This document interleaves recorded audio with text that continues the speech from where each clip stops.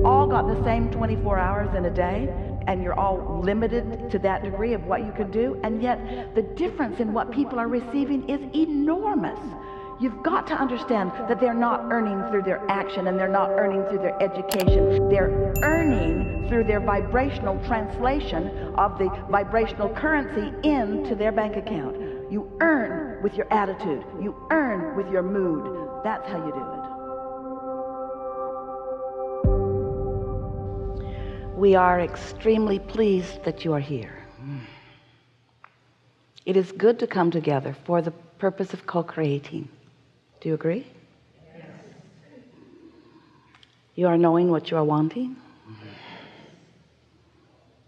That's such a good thing. Knowing what you are wanting is more important than you know. You see, your desire comes so easily to you that often you do not realize everything that has come before that. Because once you are in conscious awareness of your own desire, then the process of it turning from a conscious awareness to a full-blown manifestation is something that should delight you every step along the way. But sometimes, once you are consciously aware of a desire, if it does not feel to you that it is moving quickly enough or surely enough, if you are uncertain about it because you have beliefs that contradict your own desire, then there is a discord within you. It's like you've got a desire vibration sometimes and a belief vibration sometimes, and when they are clashing, when they are not the same, then there's discord within you. And that is in fact what every emotion that you ever feel is about. It's about the discord or the not discord. We can say it better, the alignment or not alignment, the allowing or not allowing. It's about allowing your desire or resisting your own desire. We've been talking to you about that in a variety of different ways for a number of years now. But what we want to give some emphasis to today, here and now, is what happened before that desire that you know you have became a conscious awareness to you. Because once you know you want it, that is not the beginning of your desire. The beginning of your desire was often knowing what you don't want, often living in contrast that cause you to want this to be better, or want this to be better, or want this to be better.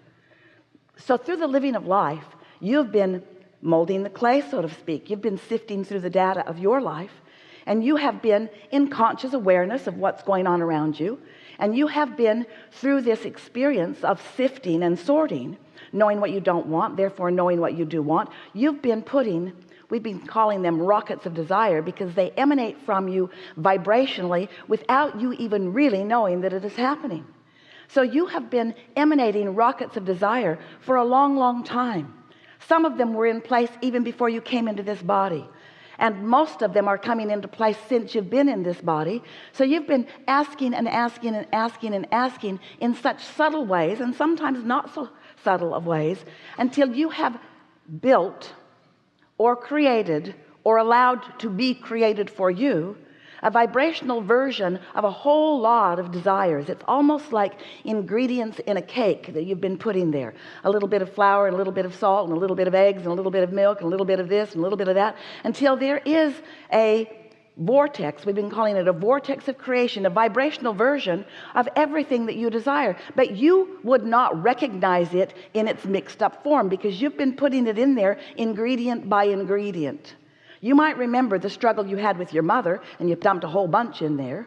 You might be remembering a relationship with a girlfriend or a boyfriend where you dumped a lot. You might recall something that happened when you were younger and made you feel bad, or even things you saw that you desired, but you do not have any real awareness, just at the drop of a hat, what is actually going on in this vortex.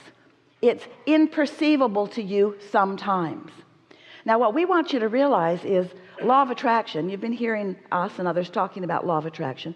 Law of attraction has been amassing to this vibrational reality. You're really going to like this once we come to the end of this explanation. So hang in there with us just a little bit. Right now we're just in the cake mixture.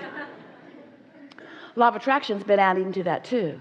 So this vibrational reality, this vibrational version of what you are creating is becoming more and more and more and more. And a question that we have for you, and the question that we want you to begin asking yourself more and more is, as this vibrational version of you is becoming, it's almost like the gestation period. It's almost like the fetus growing in the womb. It is this vibrational version that is coming into further and further and further, larger and larger and larger possibility for your awareness. So it's growing and growing and growing, and law of attraction is causing it to grow and grow. We're talking about your desires. We're talking about your creation. We're talking about what you've been putting there through the living of your life. We're talking about a very important basis of creation. It's getting more and more and more and more. But now here's the question that we have for you. What's your mood today, right here, right now? What's your attitude? Are you joyful? Are you clear? Are you feeling appreciation? Are you ornery? Are you feeling defeated? Are you feeling depressed about something? Because your mood, which indicates your vibrational state of being, which indicates your vibrational situation right here and now, how you feel, what your mood is very important in relationship to you being receptive of what's bubbling and boiling over here in your vortex. So all of a sudden you say, oh, I have an idea. Or, oh boy, do I want that. When that desire occurs to you like that, where it thrills you, where you know that you want that, oh, I really, really want to do that or be that or have that.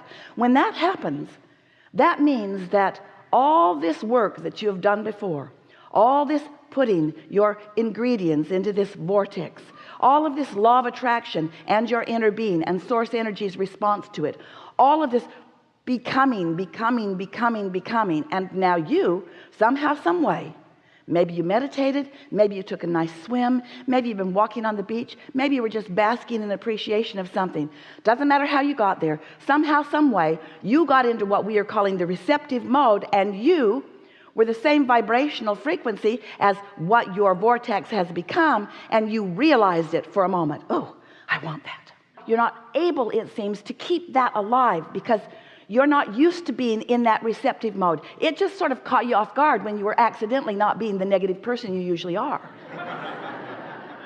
Just for a little while, you weren't complaining about something. You sort of forgot. Maybe it was first thing in the morning. Maybe the person that you usually complain to wasn't available. They weren't answering your texts or your phone calls. And so you weren't beating the drum of all of the beliefs that are keeping you from all of the things that you want. You were accidentally, or maybe deliberately, but probably accidentally, in the receptive mode, and oh, you got the idea. Oh, feels so good to feel like that for a moment, doesn't it?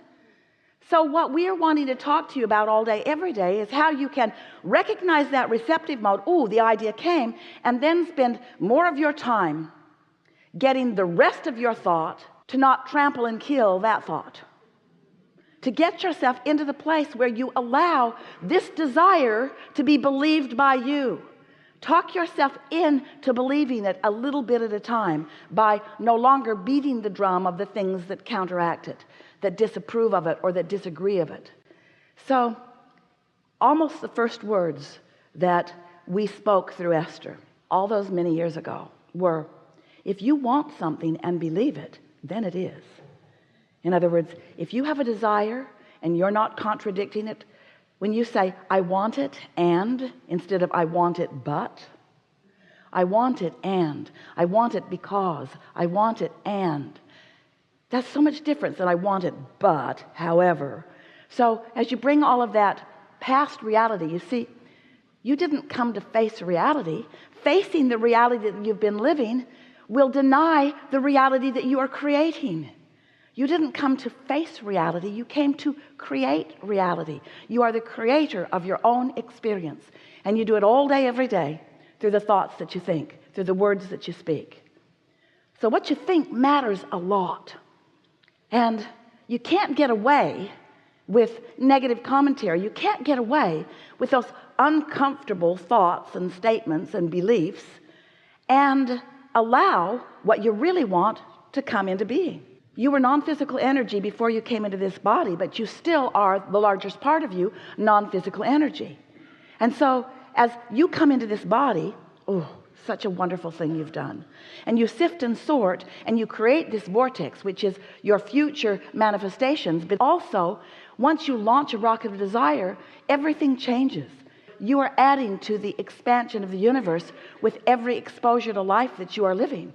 So you are creating this vortex, and law of attraction and your inner being, source, what you want to call God, is focused upon your expanded ideas, your expanded notions, your expanded ideals, your expanded desires.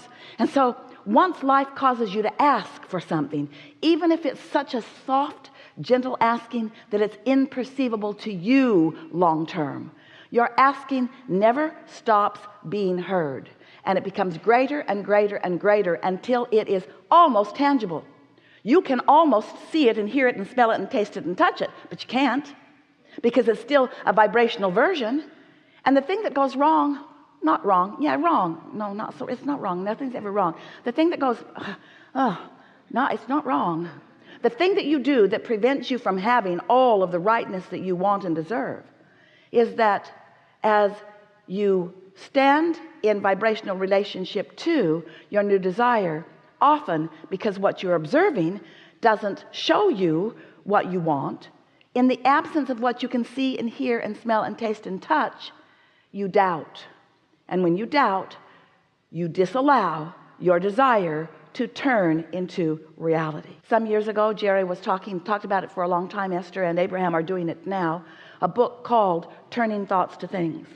And the reason that Jerry wanted others to understand is because he had noticed from his own life experience that if he could find a desire and he could somehow keep it alive, that it would become a tangible reality.